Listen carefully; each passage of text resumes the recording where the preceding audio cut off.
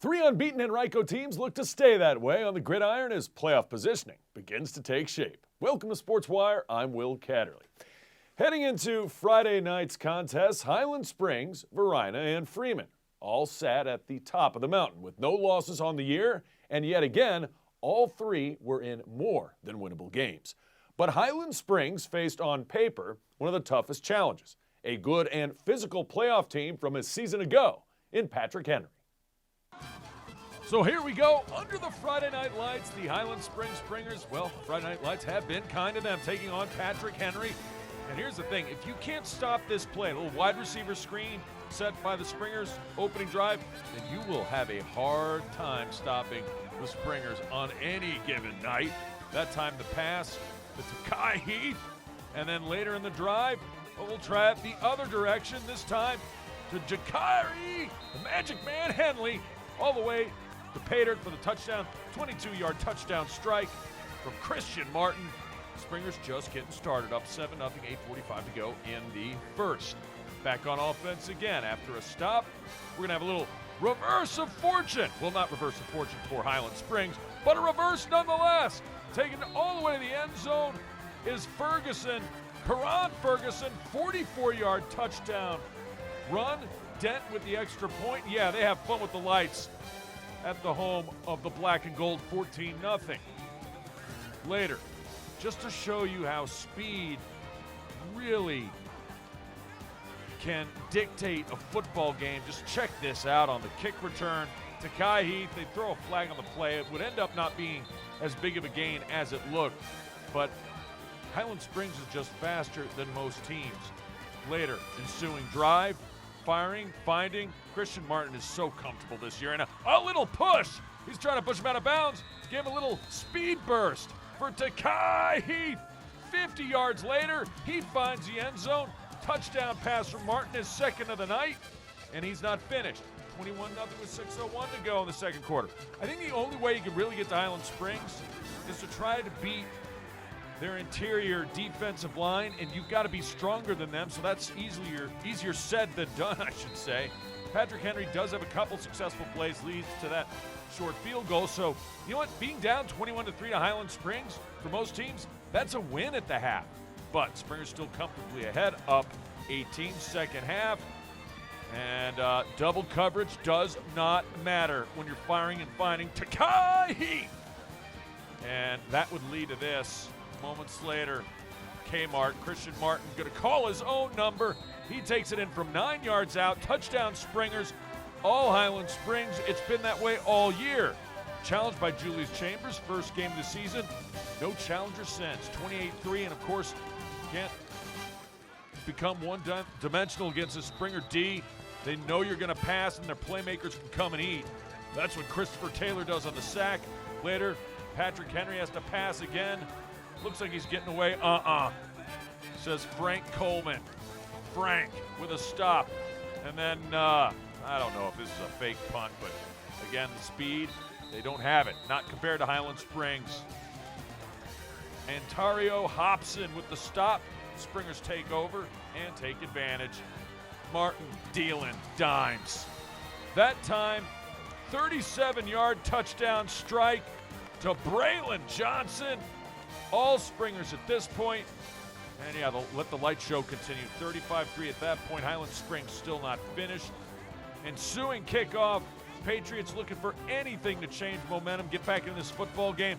This is the opposite. Fumble on the kickoff, and Johnny on the spot.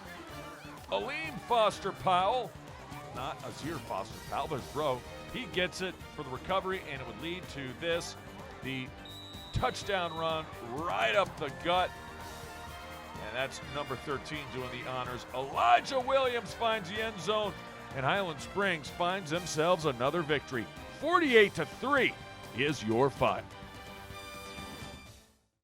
Meanwhile, in the West End, Freeman was trying to take care of business and also remain undefeated at Deep Run. The Mavs had a big matchup at Hermitage the following week, but showed no indication of a letdown. So to Deep Run High School we go. It is a pink out celebration of Breast Cancer Awareness Month. The crowd did oblige, and they were ready to go. Freeman So were they. Remember in the early going in the Highland Springs highlights against Patrick Henry, that little screen flare-out pass to the wide receiver? Yeah, Freeman can do it well, too. Firing, finding Jake Lohman. You haven't heard the last of him. That's a touchdown catch, and then trying to run. No, number 14, number 57 in on that stop. Charles Saunders and company. Next, Freeman possession. Easy squeezy, lemon peasy. Ryan Bland, as I always say, make things spicy. 2-touchdown lead for Freeman. Trying to run up the gut again. Might want to try something different. Eric Britt was a brick wall. And then later, the pass. Second touchdown catch for Jake Lohman. Ryan Bland running one in, throwing two in. Second quarter, up 3 scores. Better make it 4. I mean, no problem at all for Miggy Martin. Miguel getting Miggy with a touchdown, Freeman. More from the Mavs. Their interior defensive line. This guy had a great game. You could not stop or block Eric Britt. There were some great moments, though, for deep run. It was not a complete lost cause. Taj Pryor. Great looking play there. He gets the sack. Later, I've mentioned this kid's name. I think he's really good. The pass, the catch. Number 23, Colby Taylor, is a playmaker for the Wildcats, and that's all he's done all season is make plays. Just has not resulted in wins. On this particular play, the muffed handoff. Freeman jumps on it. They get the turnover. Number 57 gets on Alex Brand, and we lead to this. More quarterback running. How about the day for Ryan Bland? 3 touchdown passes, touchdown running, another big run there. That's part of the Mavs' arsenal. Keeps you honest on defense. And then how about just traditional running plays? That works as well. Second touchdown rush of the night for Miggy Martin. He finds Pater Jensen yet again. And the Mavs are in blowout mode at this point. You want more run game from the quarterback. Bland making it spicy once again, and this time he is gone. 60 yards later, Freeman taking care of business every day, taking care of business every way. Mavs on top, big, and then the defense going to do their thing right here, making the stop. Not much going on in the run game for deep run on this night. Shepard Pounders lays a licking on that one, and then the pass going to set up another score. Jacob Andrews with the connection there, or the catch, I should say. And then number 7, Jade Reese finds Jacob Andrews, no relation to Mark Andrews. 49-0, Mavs shutout win. We have more football action when we come back. Varina travels to Armstrong looking to light up the scoreboard. Plus, we have an instant classic in field hockey as Glen Allen faces off with Freeman in a game that took some extra time to find a victor. Highlights are straight ahead.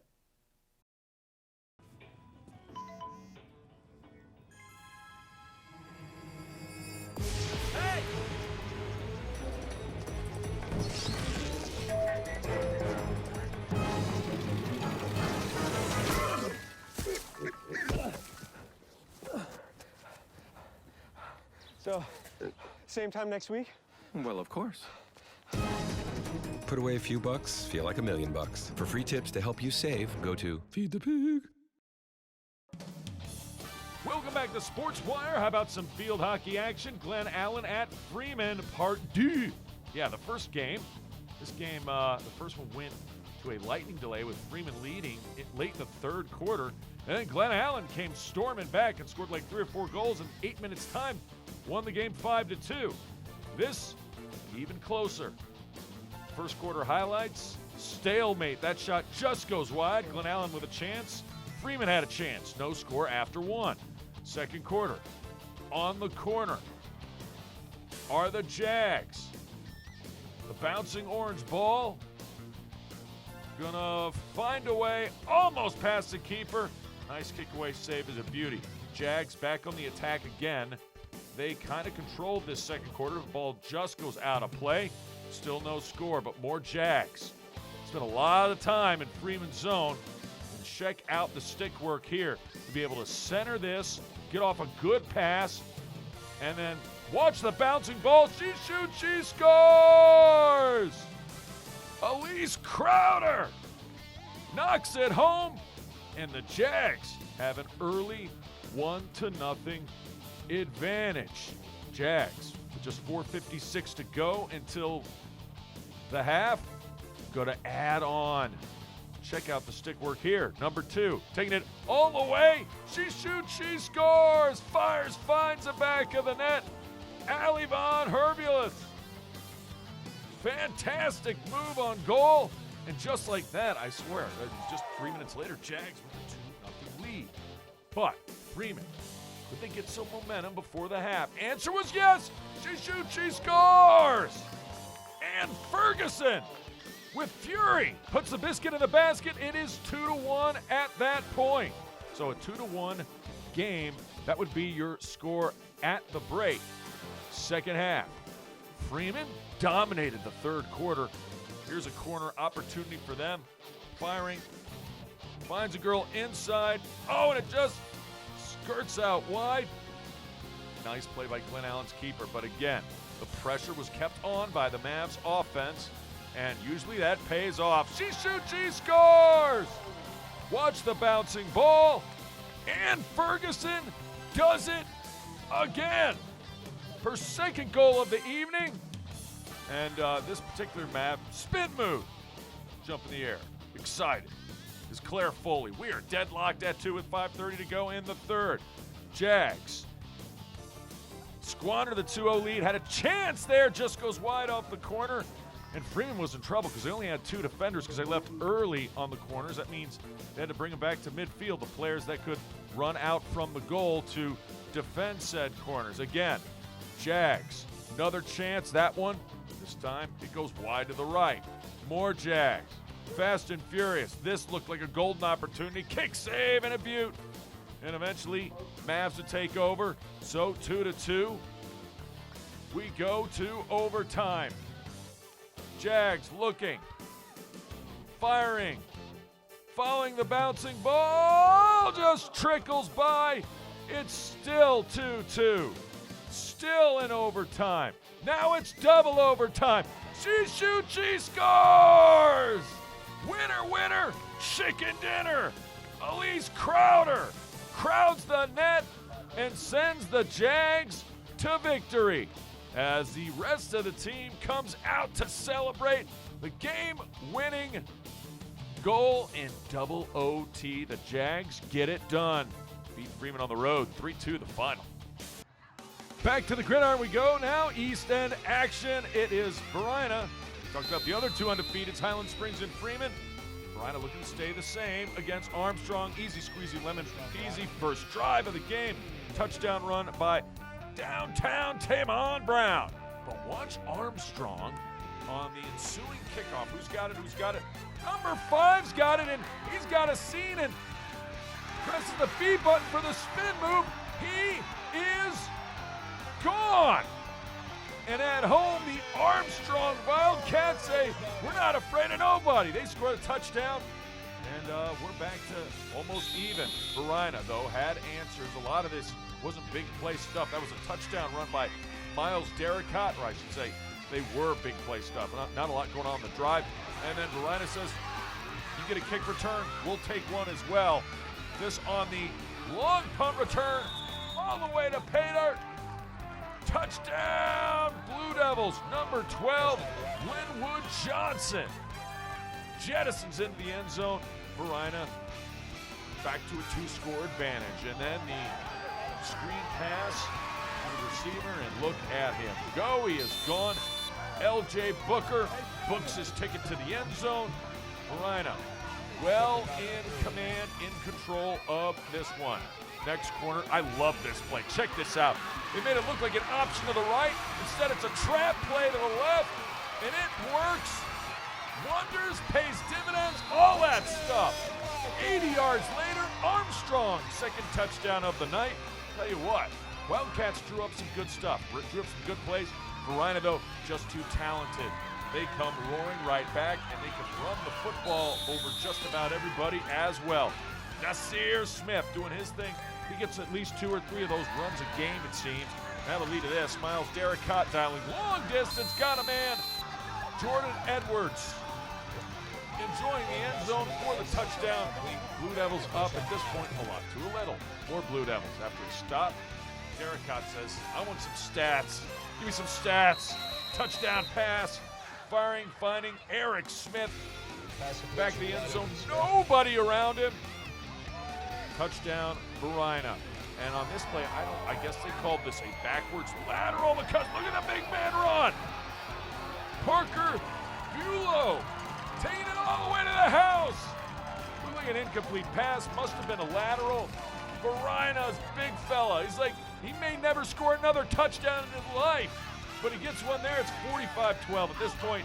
And then the Wildcats are in a heap of trouble. They already were, but sack. They call him down. Nice job by number 41, Sherwood Washington. More from the Varina defense. Check it out. Sticking him down.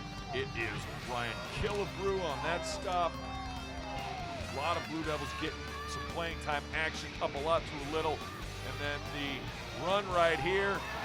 Nicely done, well blocked, good moves. Isaiah Davis does it. He finds Pater. Touchdown Blue Devils. Fourth quarter.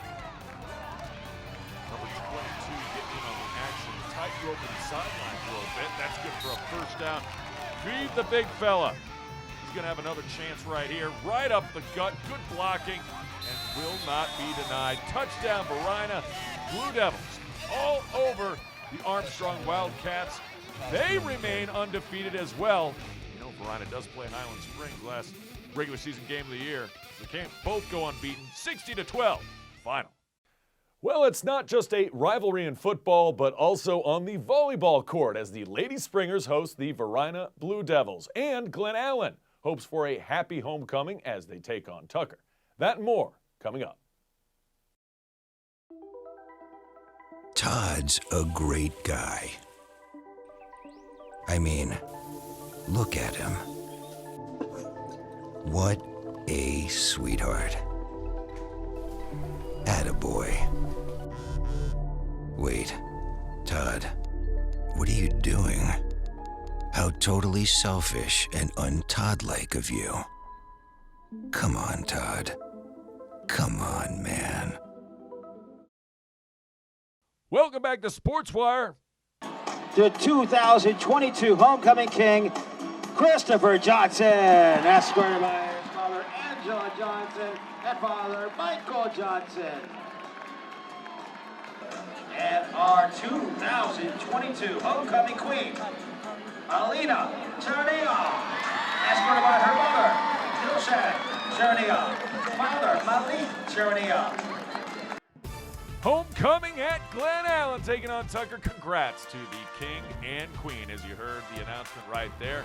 Hey, Tucker came out in this one, making plays early. The interception on the opening possession by Glen Allen for Tucker, number 14, Jaden Blue. But Jags would get it back, and Jags knew what to do with it. Milwitt connecting with Ford Michaelo. That's good for a first down. Will lead to this. The pass is caught. Adrian Mosley moseys on in. Touchdown, Jaguars. They would have the early 6-0 lead. The extra point would be no good. Meanwhile, Tucker having to punt. And Glen Allen, Christian Robinson Clark setting up the Jags deep in Tucker territory. It would lead to this. So a few plays later, Milwitt firing. Finding his receiver. It's Mosley again. He gets collared out inside the 15-yard line. Just a couple plays later, plunging it into the end zone is Xavier Moss. So Moss finds Pater. Jags up 2 scores at this point. Second quarter we go.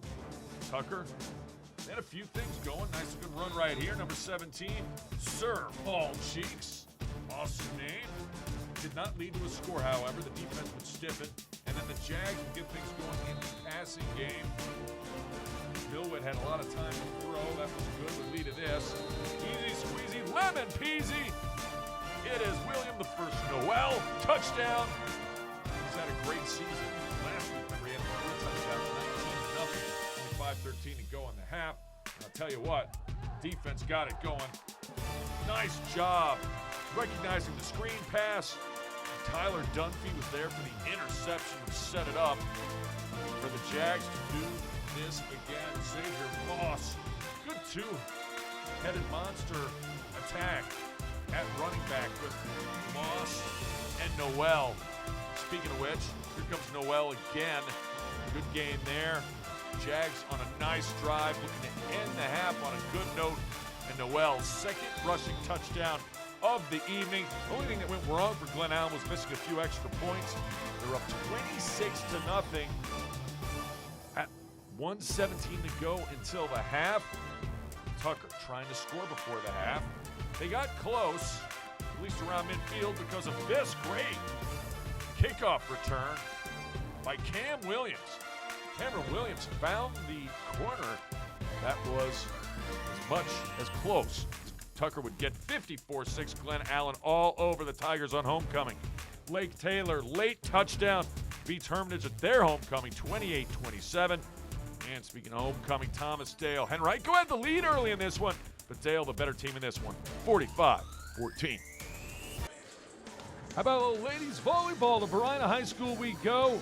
And yes, it is wearing the pink for hope for a cure for breast cancer awareness. These two getting going. First set action. Highland Springs, great pass.